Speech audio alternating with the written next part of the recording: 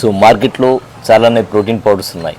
Yeah. వాటితో ఈ D gold ఎలా భిన్నం, ఇది లాంచ్ చేయడానికి ప్రధానంగా కారణం ఏంటి? యాక్చువల్గా డయాబెటీస్ అనేటువంటి ఎనీ పేషెంట్లో కూడా ఈ యొక్క డైజెషన్ ప్రాబ్లం అనేటువంటిది చాలా సివియర్గా ఉంటుంది. కాబట్టి whatever they are taking, అంటే వాళ్ళు తినే ఆహారం అంతా కూడా వాళ్ళకి ప్రాపర్గా డైజెషన్ కాదు. కాబట్టి డెఫినెట్గా they are going to face long టర్మ్లో వాళ్ళకి ప్రాపర్ మినరల్స్, ప్రాపర్ విటమిన్స్ లేక లాట్ ఆఫ్ డయాబెటిక్ పేషెంట్స్ పెయిన్స్తో కానీ ప్రోటీన్స్ అనేటువంటివి లేక చాలామంది సఫర్ అవుతూ ఉన్నారు. డీ గోల్డ్ అనేటువంటిదే ఎందుకు అనేటువంటి దానికోసంగా యాక్చువల్గా చెప్పాలి అని అంటే మార్కెట్లో అవైలబుల్ ఉండేటువంటి వాటిల్లో దెర్ ఆర్ లాట్ ఆఫ్ ఈ యొక్క బిజినెస్ ఓరియంటెడ్గా ఉంటుంది, కమర్షియల్ కాన్సెప్ట్ అనేటువంటిది ఉంటుంది. కాబట్టి ఈ కమర్షియల్ కాన్సెప్ట్లో ప్రోడక్ట్ అయితే మనకి ఇదవుతుంది, అంటే ఎంతవరకు ఉపయోగపడుతుంది, ఏ ప్రోడక్ట్ అయితే మనకి ఎక్కువ ప్రాఫిట్స్ వస్తాయి అనేటువంటిది కమర్షియల్ యాంగిల్లో చూసి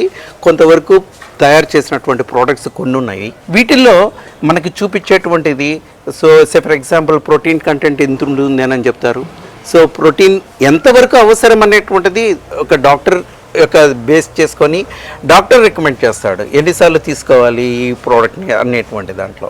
అయితే ఇక్కడ అన్నీ కూడా సమపాలల్లో ఉంటూ ఎక్కువ కాలం, బికాజ్ డయాబెటిక్స్ అనేటువంటి వాళ్ళు జీవితాంతం మందులు వాడుతూ ఉండాలి. వీళ్ళకి ఒక సప్లిమెంట్ కావాలి. వాళ్ళు they are fed up with medications like tablets, injections, వీటితో fed up, they are going to fed up with us.